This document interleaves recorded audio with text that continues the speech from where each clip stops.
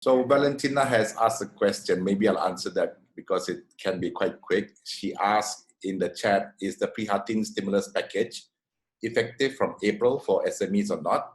And well, the Prihatin package is about 250 billion, and there's a lot of different factors. There's for individuals as well as for SMEs. And it depends on which stimulus package, which part of the stimulus package you are asking about. For example, LHDN has already informed you that you have to wait for them to disperse the funds, which is happening over the next week. SMEs are saying that from middle of April, then they're accepting applications for loans, etc. Your loan moratorium has kicked in already from April 1st. So it depends, different parts of the package starts at different times. So you would have to check on which part of the stimulus package you're actually looking at, and check in with your bank or whichever party is handling it to see what is the process.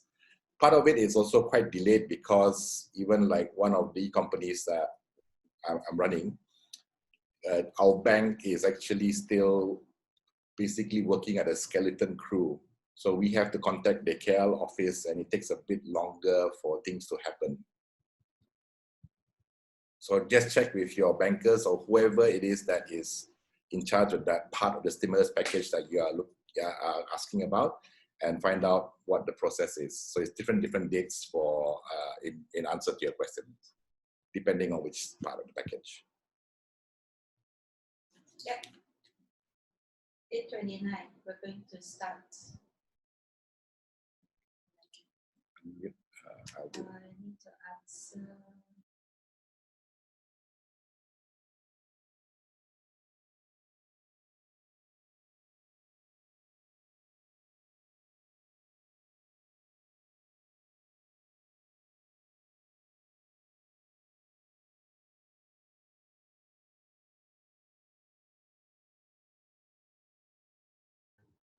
Hi, everybody. Welcome again to everyone. If you can hear me, give me a thumbs up. Okay, great. Thanks. Johan and I are actually in the same room so that we can communicate with each other. When I see your questions and I want to signal to him, you have to stop talking and answer a question. But there is some technical stuff with our mics having echo, so we have to take turns to mute. But anyway, welcome to all. I'm glad that you are interested in this topic tonight from our company, because Johan has been receiving a lot of questions, and we also have a lot of friends and colleagues who actually have the answers, but maybe we can all just group together and answer each other's questions for those who have burning questions. Just a little bit, I think most of you are familiar with us, with myself, Hannah, and with Johan as our chief coach in Rema Synergy. And Johan is very passionate about helping people, especially business startups, youth, entrepreneurs, and wherever we can share our knowledge, we like to do that. If we can all support each other during this difficult times, I think that's something that we are very happy to do. So without further ado, I would like to bring Johan on, and I will mute my mic. But if you have any questions at any time, please feel free to type it in the chat box, and I will keep track of the questions and get Johan to answer them for you as he speaks tonight. Good for everybody? Okay, thanks. All right, over to you, Johan. Okay, thank you very much, Hannah. Let me just get my screen up here. Okay. All right. Okay. So, ladies and gentlemen, thank you very much for logging into this workshop or this chat that we are having, or this sharing that we're going to do today. As Hannah has mentioned earlier, we have, since the stimulus came out, we have been getting quite a lot of inquiries from our clients as well as friends about what is going to happen after April 15, when we go back to work. Is the economic stimulus going to help, etc.? So we thought that it would be a good idea if we could share our thoughts with you as well. And what we would like to do tonight, it will be a short presentation, and I think if we could focus on just discussion through chats, questions that you have. So basically it is, for example, what is happening, what can we expect is what I would like to cover. We talk a bit about the economic stimulus. I won't go into that in too much detail because I believe everybody has read about it, has heard a lot about it, and has different opinions about it. So we just touch base on the economic stimulus a bit.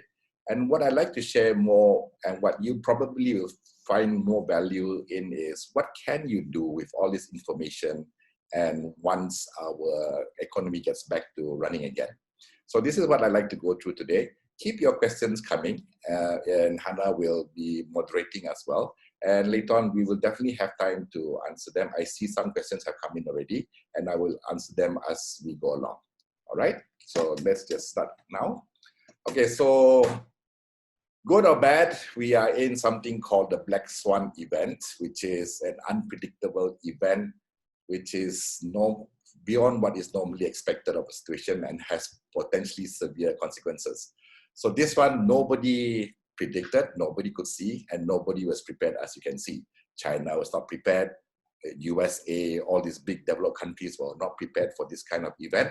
And this is cascading in from a medical pandemic to causing social disruption and also economic catastrophe, which is happening now. So this affects us on our health, our relationships with people around us, with our colleagues, and also affecting our pockets, right? Even for my case, since the lockdown, I haven't been able to visit my mom. I can only contact her through WhatsApp, which is quite sad for me. Somebody's mentioned that trying to contain this COVID-19 is like trying to contain the wind. It is impossible.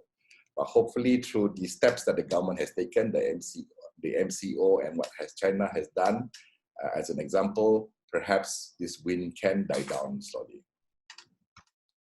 What I'd like to work towards today is, hopefully you can take away this, which is after this presentation, after this session, you will be a bit more informed about what's happening, about what we will look forward to, what can happen going ahead. And also you may feel a bit more in control and perhaps also take up some of the action steps that we can mention here and get some clarity. Not only do we get all sorts of fake news about COVID-19 on our WhatsApp, but even for businesses, you are getting all sorts of different information, different rumors, that one closing down, this supplier is pushing up the price, etc. We're getting this kind of information. And it can get scary because we can't move out of our house. So what we're trying to do here is give you some clarity so that you feel that, okay, these are the things that you need to focus on so that you feel more in control and you know which information to look at. All right? Okay, so far? Okay, so these are what we'll be covering just quickly. Challenges ahead. We talk a bit about the economic stimulus and also the pitfalls of the economic stimulus. Then we look at what a post-COVID-19 world would look like, what's ahead for us. And at the last section, we will have some things for you as well, which you can take away and use. We have some sheets for you or activities for you to do on your own, and which may help you navigate the challenges ahead as we see it. Okay, so first let's look at this economic outlook. So April 15th, people so far at this moment, as long as there's no extension, we should be going back to work on the 15th of April. Some people think that, okay, April 15th, office starts, things will go back to normal, but would that be so? So Business Standard has mentioned has quoted Moody's as saying that COVID-19 is an economic tsunami and they expect business failures and bankruptcies to happen. I'd like to take you back a bit before this MCO or even before COVID. In that 2018, 2019 world, we were already facing many economic challenges. US-China trade war, Brexit, which is pulling out of the EU. Even locally, we had political uncertainty before MCO. There were already travel bans. China locked down its country. And then also this caused supply chain disruption. So this was all happening before even Malaysia did the MCO. So we can break and project the MCO into 3 stages, or even the Malaysian economy into 3 stages. The first wave of the MCO, business curtail. That's why we're all at home. Unless you are in essential services, you can't be running your business. Even restaurants, cafe, although they are operating, they can only do takeaway, or you can come and buy food from them. So this has caused income uncertainty, which is one of the main big questions that we get from a lot of our clients and also friends. Not only as an employer, also as an employee, where is their business going to come from? How are they going to survive? And these are similar for businesses or individuals, right? The second wave of the MCO, you would start to see layoffs or business closures. And this may start, it's already starting, and will start even more after MCO is lifted. The third wave, which should be towards the end of the year, is what we project to be reduced business investments. More business won't be investing in new machinery. They won't be investing in new locations because they are trying to survive. So the money is being used to whatever they have now, to maintain whatever they have now, rather than expansion. Also, governments, because they are coming out with all sorts of aid, they may need to increase their debt by issuing bonds and raising money. So this is what we're looking going forward. Now, is this true? Can we confirm this through other means? Well, we look at the Minister in the Prime Minister's Department for Economy, Mustafa. He mentioned that the estimated recovery period was reasonable with the support of the right strategies. It's like estimated, reasonable, right strategies is like, if this were to happen, then this will happen. And even he is saying that it may take at least 6 months before the country's economy recovers. 6 months would place us in October, November before economy recovers. And that is if we have the reasonable support and the right strategies happening. We look at another source of information, the World Bank. It has lowered Malaysia's GDP target and only expects some recovery in the 4th quarter, which is October, November, December. And the recovery here isn't a positive number. It's actually a minus 0.1% in GDP. So meaning that we actually have not grown. We've actually shrunk our economy. But that's a recovery. So based on what the minister says, based on Moody's, based on what the World Bank, even if we start business on the 15th of April, it's not business like usual. Business as usual may only happen in October, November, December, or even next year. So what kind of business are we going to have in May, June, July, August, September? It is anybody's guess. Now, the government also realized this. If you look at the objectives for the stimulus package, this is the economic stimulus that they had. The objective was to also, they knew that household income would drop in the double digits. They knew that the effect on SMEs or industries would also be high, with 95% drop in sales, 80% may have to close temporarily, and 93%, this one I would like to point out, 93% perniagaan tidak stabil sehingga 6 bulan. Again, the government is projecting 6 months of uncertainty for 93% of the businesses. Okay, so I keep on harping this because what I'm trying to get across to you is that even if we start in April 15 or barring any extension, the day we go back to office, business is not as usual. It is going to be different. Right, so this one you should be quite familiar. So the economic stimulus was, there was some target for corporates, businesses, and also for individuals. So for corporates, there were some loans that they give out, some guarantees, and also something for employers. They also had exemptions on loans and also for HRDF and EPF. They also had this wage subsidy program for staff or for employees that are earning 4,000 below, but only for companies that can prove that they have experienced a 50% income drop since January. Right. For individuals, there was also a great big package, depending on which sector of the society you are, B40, M40, there was quite a bit of one-off handouts for everybody. Even Grab drivers got $500. So there was a bit here and there for everybody.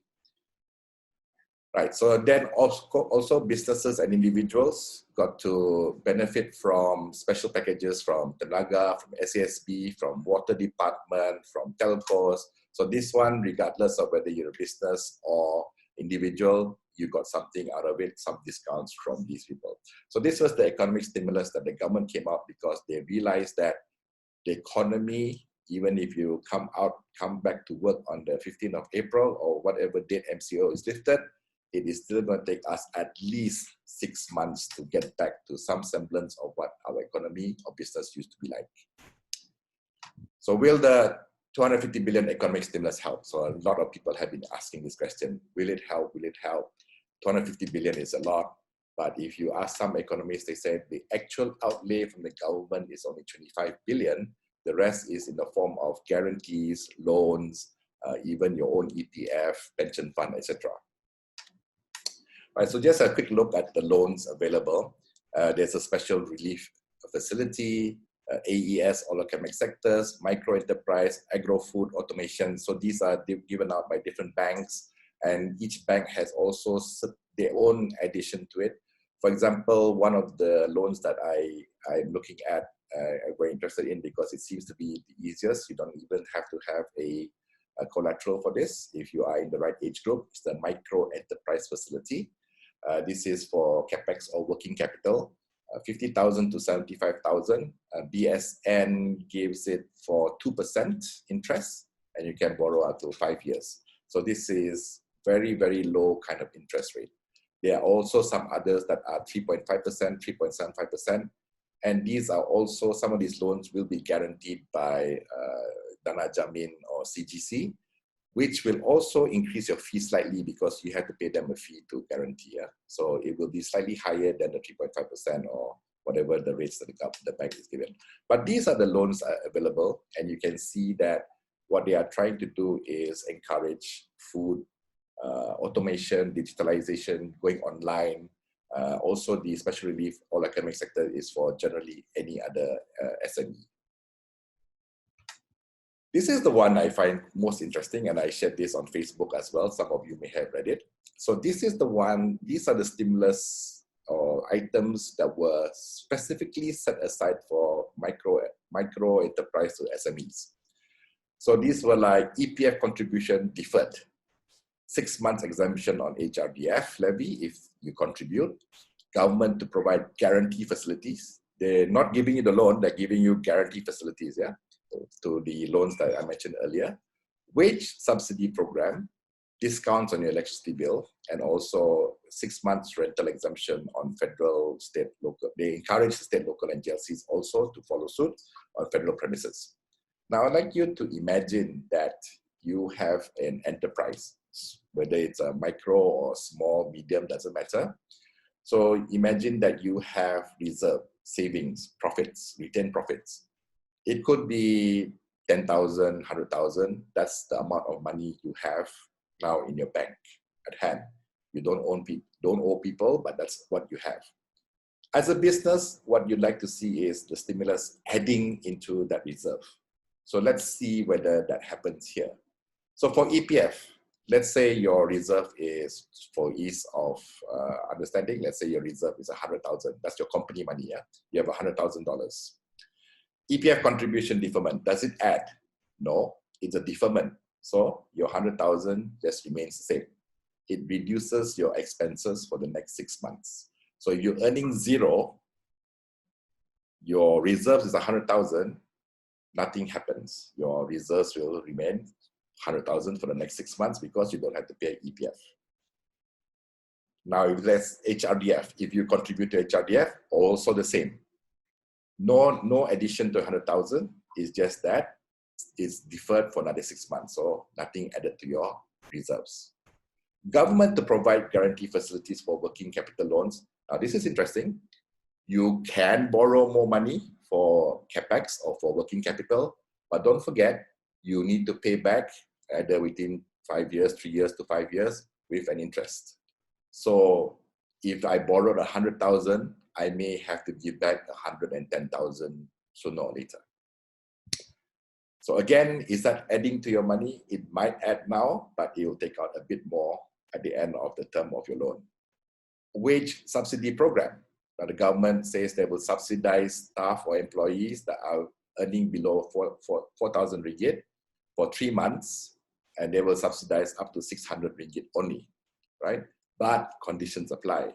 You have to have drop of income 50% since January.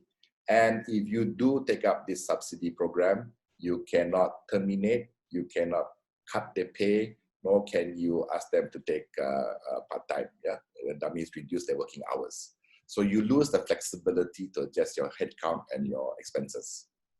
So is that a good thing or not? Personally, I feel that with uncertainty ahead, flexibility is more important. But again, it depends on your company, whether this will help you and how many staff that you have that is earning below 4,000. Discounts of between 15 to 50% on electricity bills only reduces your expenses. There's nothing adding to your reserve. Again, the rentals, similar. Nothing added on, it just reduces your expenses. So at the end of the day, if you look at the stimulus from the economic package for SMEs, micro enterprise, government actually didn't add much. And they actually, if you take up the wage subsidy program, they tie your hand a bit more for the next 3 months in terms of your employee headcount. So let's ask these questions of yourselves if you're a business person. Knowing that if government is saying, World Bank is saying, Moody's is saying, everybody is saying that it's going to take 6 months at least for the economy to recover, do you want to borrow money to expand or finance your working capital with this uncertain economic outlook? Do you want to go and borrow? And if you borrow, are your supplies of raw goods, supply chains, is it back to normal? Can you borrow money, expand, or can you then place in your orders and fulfill to your customers who will later on pay you? What if they can't? What if there's another supply chain breakdown?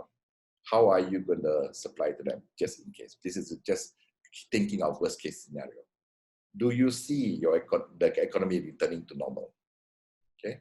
If your answer to these are basically in the negative, then you have another question to ask yourself is, how are you going to manage your business in this kind of situation? Okay, which we will look at later on. Now, reactions to the economic stimulus for businesses has not been good. SMEs have said that nothing given to them at all. Okay, this is the SME Association chief saying no benefit. And also on the 1st of April, Ipoh Tower Regency Hotel, a hotel in Ipoh, decided to close down. They had been losing money for the last 2 years and decided that this is it. They cannot take it anymore. They have to close. So this is retrenchment, closing. They didn't even bother looking at the stimulus. I think yesterday, even the Star they mentioned in Malacca, there are about 3 to 4 hotels that may also end up closing because they cannot survive in this economy. Okay, so that's business. Let's look at individuals. Now, for individuals, generally all of these are one-off payments. They'll be paying you in April and May partial amounts. But I'd like to bring your attention to 3 things, which is the loan deferment of 6 months, the private retirement scheme where they allow you to withdraw 1,005, and the EPF. Now, if you are eligible to apply for or get any of these one-off payments, I say do your best to get it. Whatever money comes into your hand in this situation is going to help you. Okay, so go and find out. Don't wait. Call your bank, call EPF, call LHDN. Find out how. Ask your friends how they did it if they got it already. As long as you can get money in your hand, go and get it. But I'd like you to think about these 3: the loan deferment, private retirement scheme, and EPF. Now, we all know that we also need to save for our later days, our retirement, okay?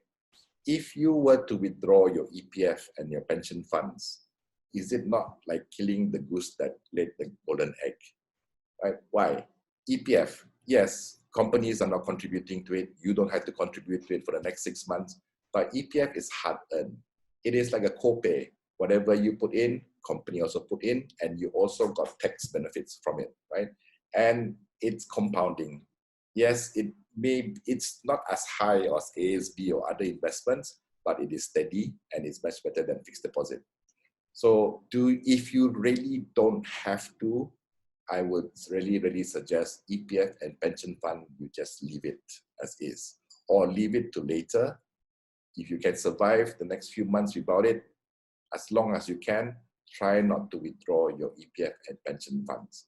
And this gives us concern because it's like the government telling you, yes, this is part of the stimulus package, but it's actually your money. And it's not only your money, it is also affecting your future.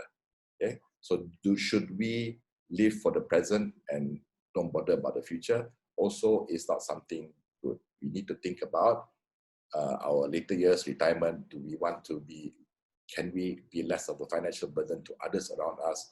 And nowadays, health, everybody is living longer as well. And you can enjoy the compounding effect of EPF and pension funds.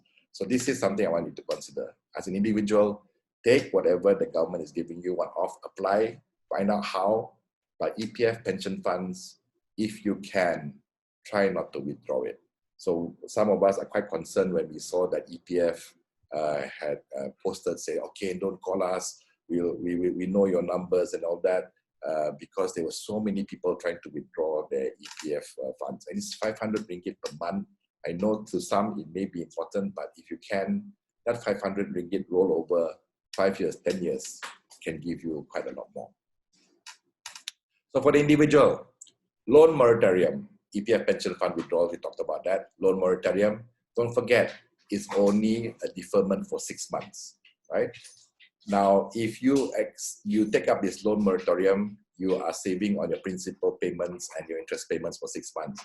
But I do hope you have a use for it, because if you are using this for consumables, one-off, you may want to think again, because it's just a moratorium. You still have to pay this interest. You need to pay this principal later on as well. And your loans will increase. Either your term will increase or the amounts you pay will increase slightly. If you can, and you can afford to, opt out. Okay, so this is something I'm just sharing. Of course, please do check with your bank. Please do understand your own financial statements. But if you can, try not to stop paying your loan, because it's a deferment, meaning that interest is still calculated later on and you have to pay, right? So EPF pension funds we talked about. Now, income security is something that we are also concerned about. And this is something that we have to consider, because if you're an employee, you are most concerned. So what can we do about this? I say is talk to your bosses, talk to the owners of your company if you are working for them, or even if you are an employer, talk to your employees, give them some security, understand what's happening, or even don't wait, have a proactive conversation with them. Okay, this is what is going to happen. Can we cut pay? How much? Have these discussions rather than worrying without thinking, without knowing what's going to happen. So if your bosses haven't called, think of calling them. So at least you know that, oh, boss is thinking of cutting. Then you have some time to prepare. Then you may consider, oh, I need to get my EPF. But if you talk to the boss and says, okay, boss, what can we do? Can we take different shifts? Can we have salary reduction? Can we last 6 months, 7 months? At least you have this in your mind. Also, what other marketable skills do you have? Maybe during this time that you're stuck at home, you may want to add on, because later on, what skills you have will help you in getting another source of income, which we'll talk about in a while. Right, so far we talked about what's happening after April 15, 6 months down the road, or 2021. We talked about the economic stimulus. Is it really helpful? SME says no. We're seeing companies closing down already. And there's also some pitfalls in the ones for individuals, because pension fund and EPF are things that you really, really need for a rainy day. And it's like, imagine it as a golden goose. Don't kill the goose.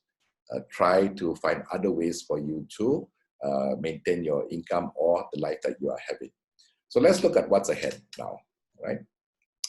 Okay, so just a summary. Again, just remember, we are in our second wave already.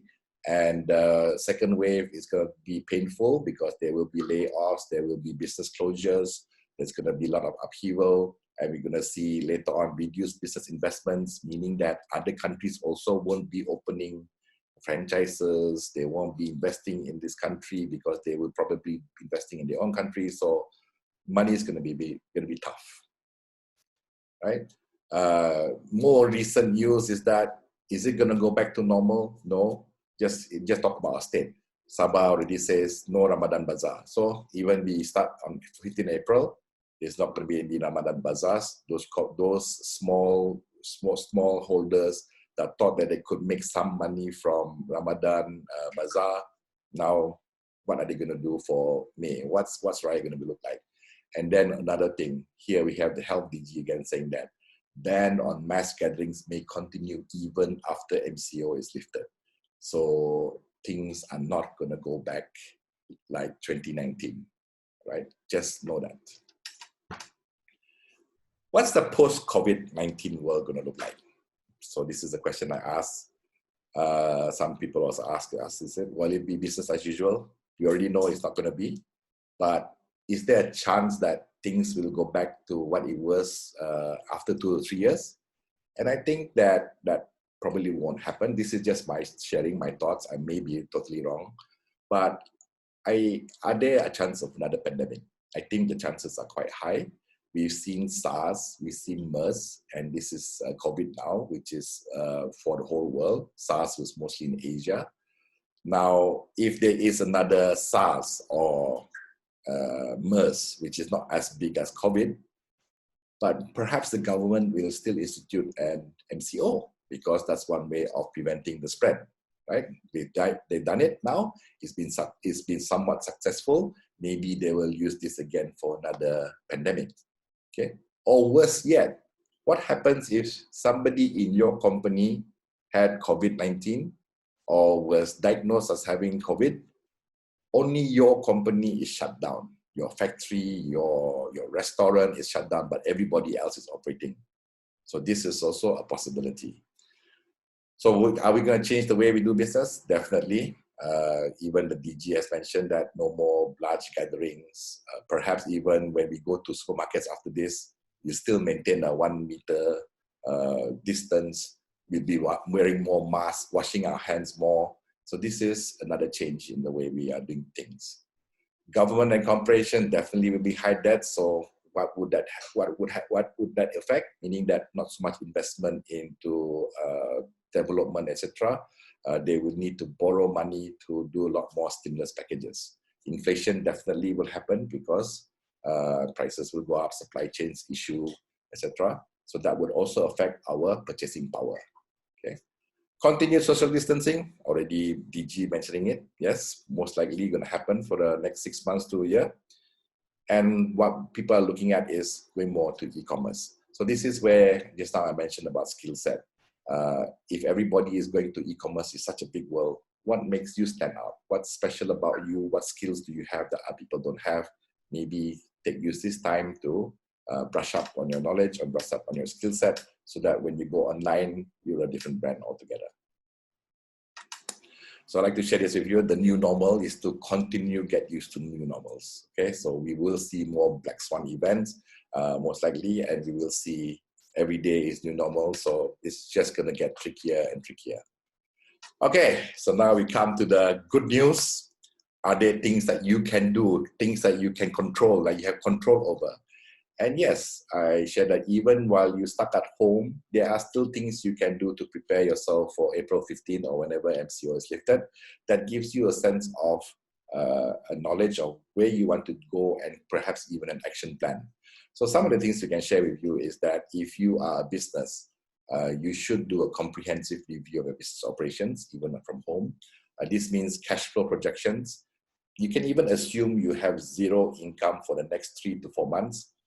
What are the wages that you are able to pay? What is the rental that you're able to pay? Can you sustain? Okay. So this is cash flow projection and budgeting. Are there any other areas that you can cut costs? Okay, not only employees, but in purchasing or even downsizing your location office, maybe moving to a smaller office, etc. maybe using, instead of using your own vans, using Grab to deliver stuff for you, for example. Yeah? Preservation of capital is very, very important, because depending on where you are in your business, you may be able to start another business. Okay, so don't try to use up all your capital just to save this company. Do your cash flow projections, do your budgeting, and see whether it is worth it or not. Customer relations.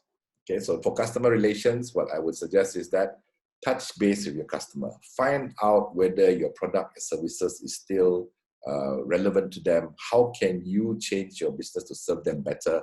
Maybe even try to get orders beforehand now at a discount, get some money in, but talk to your customer. Don't be scared of talking to your customer. Find out what they are concerned about. Find out what can you offer to them, what gaps can you fill.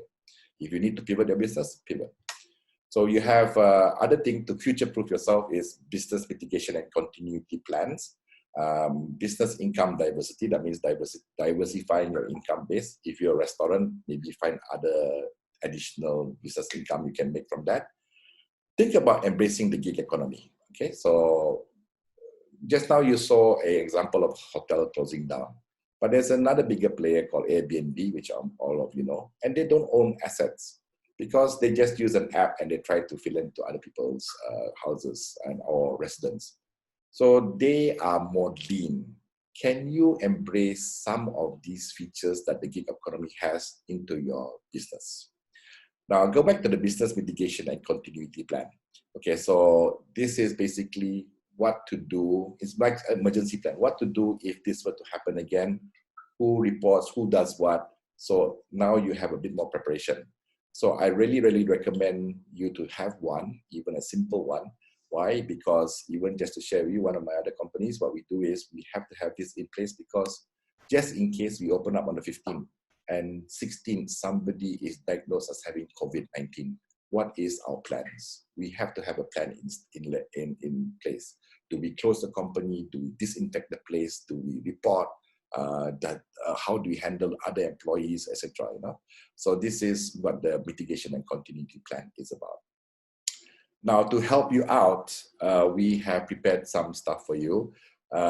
We have a checklist here called Navigating the Challenges Ahead. This can be for businesses and business owners. And what it does is helps you through some questions for you to think about what to do to prepare for yourself to go on with your business, okay? So for example, some of the questions are, have you spoken to your customer? Is your product and services still relevant? If you think yes, then great. But if you get a lot of no's, then you need to consider what else you are going to do. Now, besides this checklist, we also have found this business continuity planning by a Department of Business. This is in Ireland, I believe. I've checked out a few, and I like this one because it's very simple to use, it's more relevant, and it covers a lot of areas. And I'll be using this as well for my companies. So I would like to share that with you all as well. So later on, I think Hannah will upload these files onto the chat or into the WhatsApp group, okay? For individuals also, again, same thing, comprehensive review of your career and lifestyle. Check on your income source stability. Don't be shy, don't be scared. Talk to your boss, talk to your colleagues or your managers, your supervisors. Understand what your company is going through. At least if you know where they're at, you also have the stability, the knowledge that, or where it is, what is going to happen, or how long more you have in that company and how much income you have coming from that company. It's better to know rather than sticking your head in the sand. If you can reduce your expenses in your life, keep your savings as much as you can and save more money as you can, because going forward, there's going to be more challenges. You may want to look at your lifestyle, maybe forget about the boba tea already. You don't need boba tea, or make it at home. What other marketable skills do you have? What will make you stand out? Look out for other opportunities. Now, future-proofing, find multiple income sources. I'm not asking you just to go into MLM or whatever, but you have things called sidepreneurs or also freelancing. This is also part of embracing gig economy. If you have a skill, a marketable skill, you can offer it to a company, or you can offer it to other people through freelancing as well. So this gives you more income sources, same skill set, but different customer base. Saving, investments, and protection. Protection here is insurance. Insurance is really, really important, especially medical insurance, okay, in this time. So if you have insurance, please try to find ways where you can still maintain it, or talk to your insurance agents, because some insurance, you may have a cash value in it that you don't have to pay the premium for a while. So do talk to insurance. But basically, don't be afraid. Grab hold of your future, of your own life, and start talking to the people that are in charge of your income, or have are also professional dealing with your investments or insurance. Talk to them, okay? Hacking your life is different things. For example, like, okay, don't, maybe one of the ways to hack your life to reduce expenses is when the office starts, bring your own food. Might be better because hygienically, you know, it's made in your kitchen. It was touched by your hands and not by other people. So this can help you reduce your expenses plus maintain your healthy lifestyle. So hack your life is also looking at different aspects of your life. It's not going to be like before. Maybe if you are close by, walk to work, etc. So you save money on petrol and so on. Now, to help you out as well, we have a simple budget tracker. This is I know that there's a lot of budget trackers out there. We try to simplify this as much as possible. It's basically putting in the expenses that you are going to have over the next 1 month, and then every monthly expenses, how much you're going to budget aside, and then see the actual expenses, okay? So then when you do that, you have total actual expenses versus your income, then you can see how much is left over, right? So are you earning more than you are spending? Another way you can use a simple budget tracker is to say that how much is it that you want to have left over every month? So that's your remaining balance. Then you have your expenses. So let's say your remaining balance is 500, your expenses is 3,005, then you know your income should be 4,000. How are you going to get that 4,000? So you can use this reverse as well. So some things we share with you is this, find out how much you need. Don't panic. Even though your income may not be stable, it's very, very important for you to know that how much is it that you need every month? Where can you cut? And what is the basic amount of money that you need? Once you know that, you just work on getting that amount every month and following your expenses, okay? So spend less than you earn. All of these are common sense, but sometimes we need to be reminded. And also adjust your goals, because this Black Swan event is affecting everybody, and you may need to adjust your goals, or even like the loan adjustment may be extended further, right? So those are the things that we're going to share with you. One last word I'd like to share with you is that I don't want to say over here, but some of our clients have come up, and it has come to a situation of having to consider closing the company. Even if you did the cash flow projections and you put 0, 0, 0, and you said that, okay, I can't pay wages over another month or so. And it comes to a hard decision. Okay, and the decision is that you have to close. Why? Remember, we talked about capital preservation. Capital preservation is important because your capital is your hard-earned money. It needs to work hard for you. If you can earn even 3%, 4% in FD, your capital is better utilized there rather than in a company where you're getting no income. It is a financial decision that you arrive at, but it's also emotional because you may have to let go of people that you are close to. You may have to close down a company that's been operating for 10, 15 years with your family name, many, many things. But before you close, there are other options. Others are inviting new partners to come in, sell some of your shares in your company.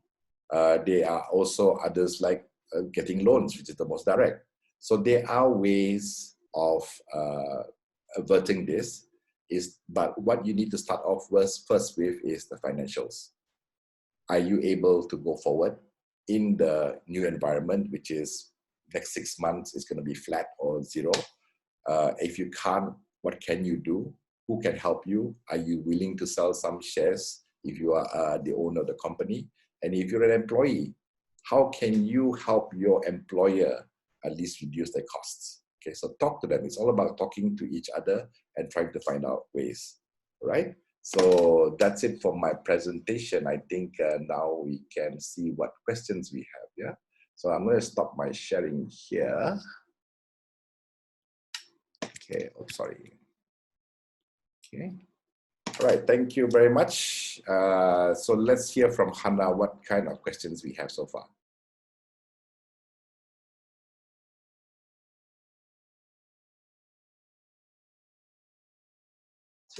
Oh, okay. Okay. Sorry.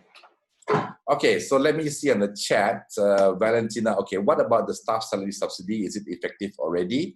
I'm not too sure, but I'm not too sure about that one. But I'm also not very clear how we need to prove that we have 50% drop. So I believe this is, if not mistaken, with LHDN. Let me find out and get back to you, Valentina, on that one. I'm not too sure on this one, yeah. But should be effective. It should come in at the end of the month if we're following the MCO now. Yeah. Okay, there's another one from Fong. Yeah, I heard on radio that next week government is going to announce new stimulus. Yes, definitely the government will be announcing a new stimulus because the last 250 billion stimulus package, as you can see, SMEs were very, very unhappy. The SMEs were saying that there was no assistance at all. And they are holding up about 80% of our GDP, etc. And also they will be affecting employment, layoffs, and business as well. So definitely we will be looking at stimulus coming up from the government. If it's not next week, definitely by April or May, you will see another stimulus package coming out. What will they be giving? This is a bit challenging because this is a very new government. So far, they've shown that they prefer to help the individual over business. MTUC, the Malaysian Trade Union Congress, is also very strong in saying that help the employees rather than the SMEs. So this is a big challenge, but we can be guided by what's happening in other countries. So Singapore has given subsidy up to 75% for tourism-related companies. Canada has also given up to 75%. Australia, I believe, up to 50% as well. So these are wage subsidies.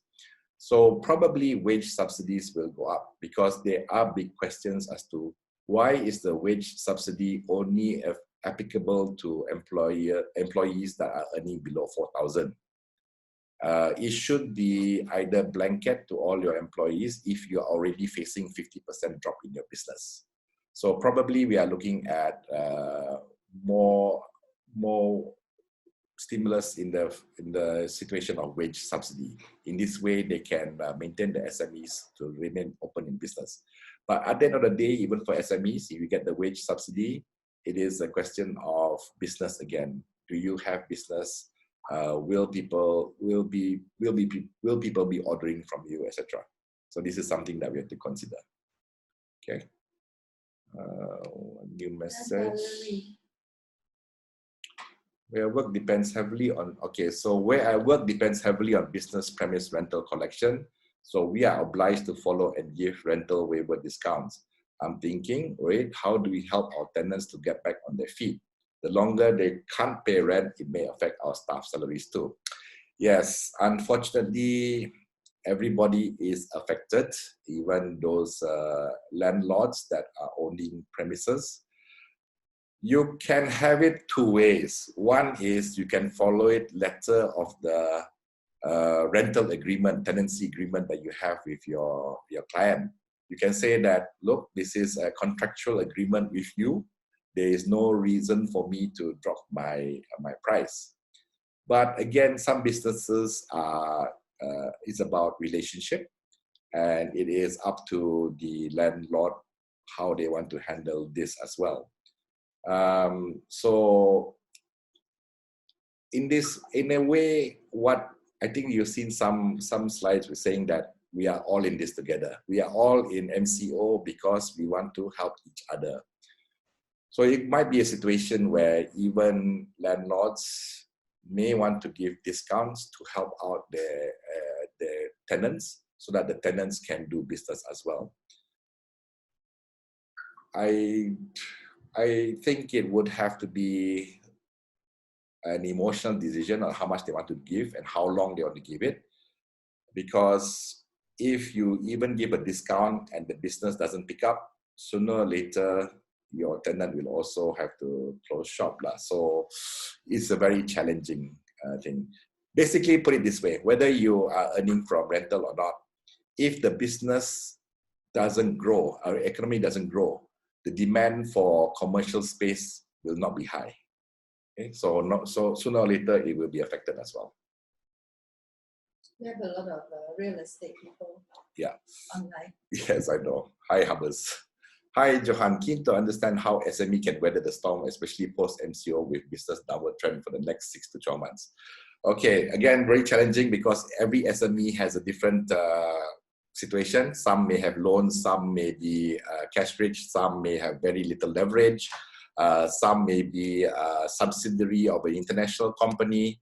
So very challenging. What I can suggest, like I suggested just now, is really do your numbers, figure out what's going to happen, whether it's worth your while to maybe downsize or close temporarily and open up again later on. These are all potential. You can talk to your employees and say, okay, we're going to close for about 2 to 3 months. Then when we start again, come back, okay? This is not retrenchment as long as you really do take them back, etc. So these are certain things that you can do, I believe.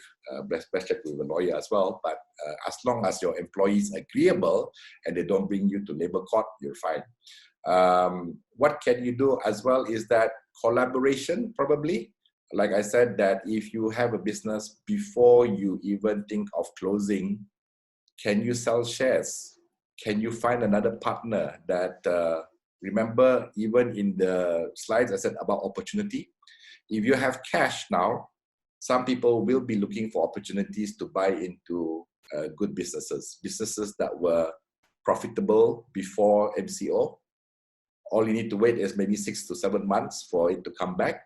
So there may be new investors wanting to come in to buy into your business, right? So there are still a few options for you to consider just to strengthen. So this will be strengthening your capital.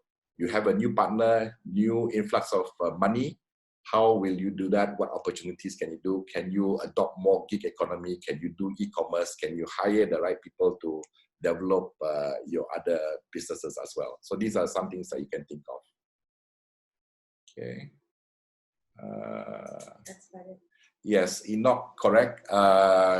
Because Monday is when the Economic Council meets, so definitely afternoon we are hopeful for a new stimulus for SMEs. Hopefully this time it will really be beneficial to SMEs and help SMEs. But I've been cracking my head as well. Besides wage subsidies, loans, etc., the fact is that business will be slow. China is not fully recovered yet. Factories are not full capacity yet. Logistics is also slow. And now you're also looking at a situation where Asia may pick up first, but Europe is still under a lot of lockdowns. Singapore just started. Japan is also considering lockdown. The only thing the Prime Minister has said is wear double mask. Okay, but they are demanding that the government officially says that.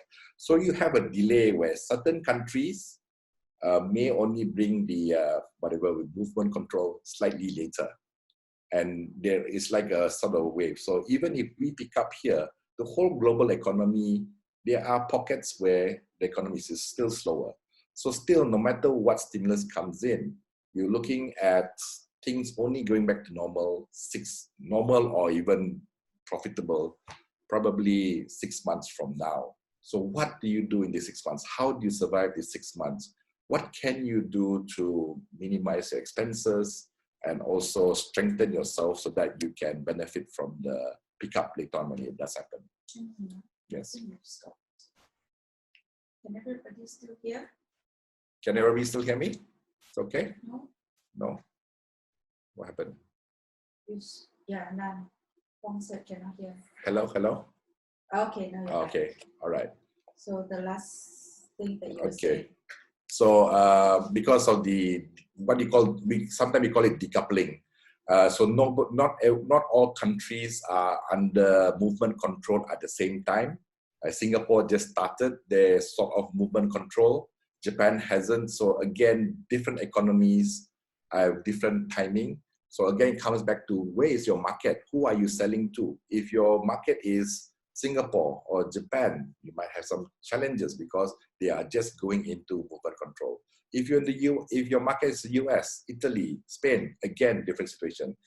So it's going to be quite challenging going ahead because different countries, different markets are facing the COVID at a different timing as well. Okay. So come back to local market.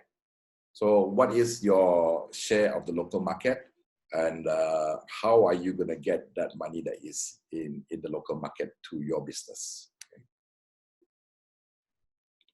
All right. Do we have any other questions? There was a private question. What was it? For a very micro enterprise. Yes. For example, babysitting services. Yes. The parents now say they want to pay for April. So this person has lost her income completely. Okay. All right. Yeah. So what can she do? Okay, that's very, very tough. I mean, probably very sudden. You're not even probably protected by company where at least you get 1 month's notice and you get paid in lieu. So it's just very abrupt. So this is very tough. I would say follow back on your the budget sheet that we can give you, and also see what expenses you can reduce. If you have insurance that you are contributing to and you're worried about, again, talk to your insurance agent because you may have some cash value there that you can use to cover your premiums for a few months, right? Again, everybody, what I'm saying is that don't work in a bubble. Talk to everybody out there. Talk to your accountants, talk to your insurance agents, talk to your financial planners, talk to your bosses, talk to your supervisors, talk to your employees. And we're all stuck in MCO together, okay? And everybody has different concerns. Employees have concerns about the income. Employers have concerns about business continuity. Everybody has concerns. But it would be good if we could be transparent with each other, communicate with each other, and have even like a Zoom meeting together to trash out what the companies can do, employees can do, employers can do as well, right? Basically, everybody is in this together. Nobody is spared. Right? Okay, so we're about time as well, 1 hour. 5 more minutes. Yeah. So any other questions from the floor? Yeah, Hannah will be sharing these files where in the WhatsApp or? Yeah. Okay, WhatsApp. So just stay in the WhatsApp group. If you haven't, just let us know as well. We'll share those PDFs with you as well. Okay, what we're offering today as well is this. You can fill up those PDF if it's a business, the navigating through this crisis sheet, or even your budget sheet. And if you want us to take a look at it and make a comment, of course, confidentiality will apply. Please let us know. One thing we offer tonight, especially those that are attending and have it with you, is we want you to take that action so that you can realize where your situation is at, so that you have a semblance of knowing where you're at, what you need to do. And we're here to help you as well. So we're giving you that sheet for free. Please use it. And also we're offering you, if you want to, just check back with us and say, hey, this is what I found out from this sheet. This is what I got. What do you think? Where can we work? What can I do? Okay. So we are offering that to every participant that is here tonight. Right. Okay. I'm going to many are looking into investing in shares for the next 6 months.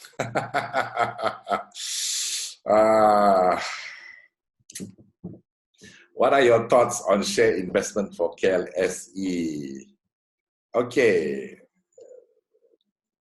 What I've been, definitely share investment is something to look at if you have the additional income, that the disposable income for it. But why KLSE? Why not the US market? because you have bigger companies there. You have companies that have dropped as well, and their production base is much bigger. They will recover. This is probably once in a lifetime opportunity for us to buy into Apple, Amazon, etc. At a certain price, and you know the liquidity will be there. For KLSE, the problem is that generally KLSE has been either blue chips, which is banks, property, and some other constructions, right? So construction, if they're only doing the big projects, they should be okay. Big project as in MRT, the Borneo Highway, etc. But banks have been told, I am not too sure the explanation bank, not to distribute their dividends this year. Try to keep the reserve capital. So now this brings a situation where if there's a lot more bank company failure as well, the bad debt for banks might increase, and sentiment-wise, our blue chip banks pricing may be affected. I mean, business-wise, they'll be fine lah, but share price-wise, they may be affected. So I would look at perhaps, yes, share investment, I would say yes, but maybe not limit yourself to KLSE. Maybe if you have the opportunity, look at the US market, even China market, or even Hong Kong market, maybe not, because they have other problems. But definitely shares are something to look at, okay? All right. Okay, so another one. Wow, this gentleman has a lot of questions. When unemployment rate goes above 6%, it's very bullish for stocks. In fact, when unemployment spikes to very high levels, it signals a market bottom and triggers the next bull market. At the same time, when unemployment rate goes near, it signals the peak of the bull market just before the bear. Okay, all right, thank you. So employment is affected there. Yeah, true. But this is a very first time that we're in this kind of situation, the Black Swan event, and all the countries are being affected as well. So just be aware of that as well. Take that into account when you are doing your investing as well. I'm still quite keen on investing in shares, but again, look at different markets maybe. And as long as you can hold for more than 6 months to a year, yeah, I think it's something to consider. Okay. All right. One last question if we have.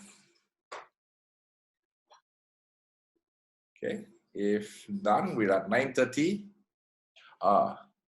Will the property price in KK come down?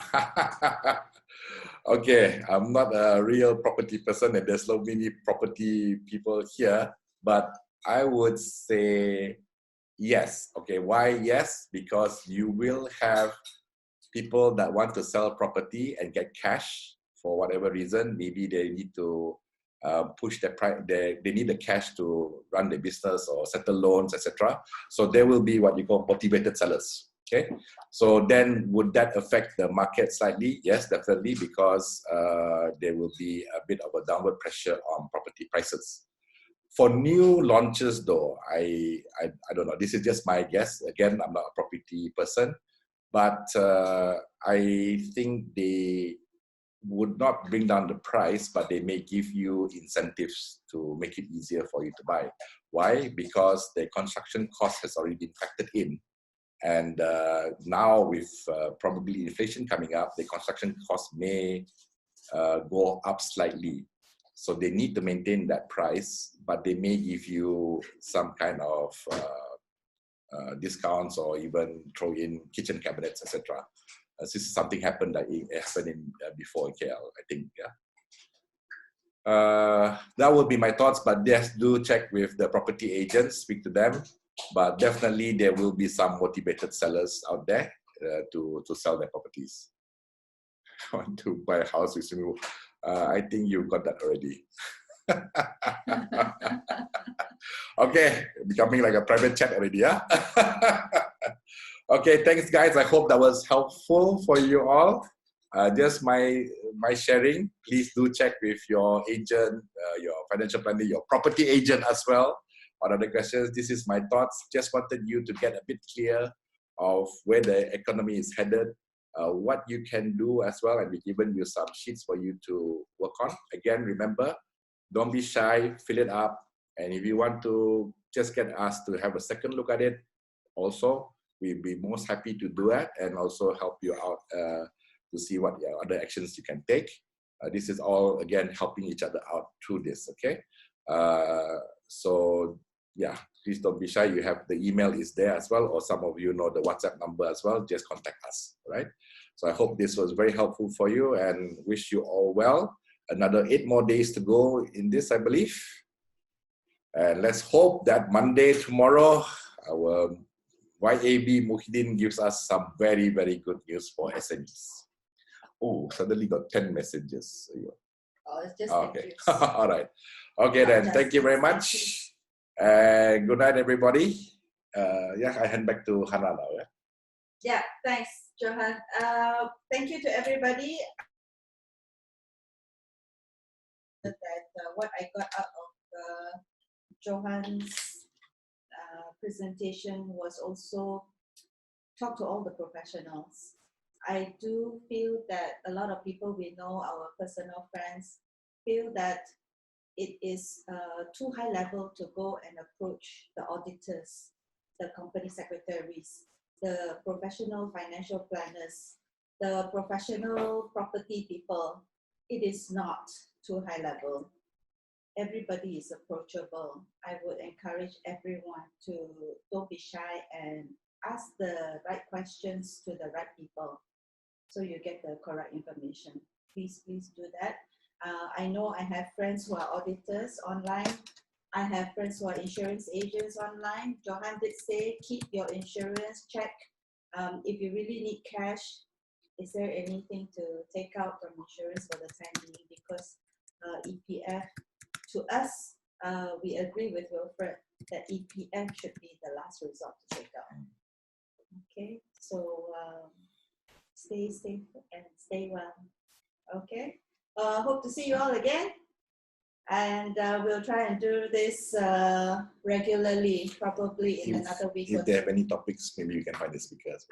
If you guys have any topics you want us to address or have a chat about, feel free to send us messages. Okay? Follow and like us on social media, please. Okay. Good night. Bye. Bye.